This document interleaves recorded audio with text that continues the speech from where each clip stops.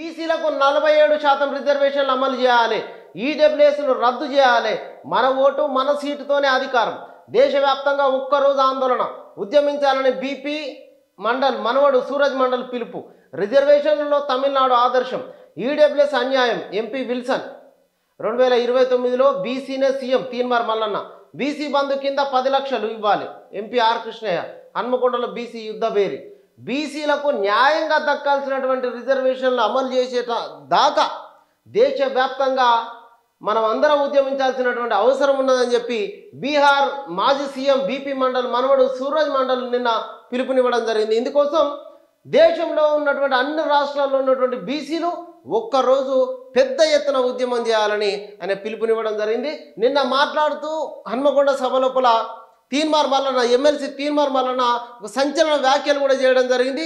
రేవంత్ రెడ్డి ఇక ఈ రాష్ట్రానికి చివరి ఓసీ సీఎం అని చెప్పి ఒక సంచలన వ్యాఖ్యలు చేయడం జరిగింది.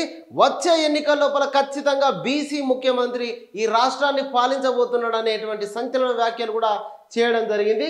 మొత్తంగా బీసీలకు దక్కాల్సినటువంటి వాటా రిజర్వేషన్లు 47% రిజర్వేషన్లు ఈ రాష్ట్రం లోపల అమలు చేయాలని చెప్పేసి మాట్లాడడం జరిగింది. పూర్తిగా బీసీలు రాజకీయంగా సామాజికంగా ఆర్థికంగా వాళ్ళకు దక్కాల్సినటువంటి వాటాలు దక్కాలంటే 47% రిజర్వేషన్లు ఖచ్చితంగా అమలు చేయాల్సిందే. మనం ఎంతో మనకంతా బీసీలు జనాభాలో ఏ ప్రాతిపదికన అయితే ఉన్నారో వాళ్ళకు అదే ప్రాతిపదికన రిజర్వేషన్లు దక్కాలి అని చెప్పేసి అప్పుడే వాళ్ళ యొక్క బతుకు లోపల వెలుగులు నిండుతాయి, వాళ్ళు ఆర్థికంగా నిలదొక్కుంటారు, రాజకీయంగా వివిధ పదవుల లోపల కొనసాగుతారు.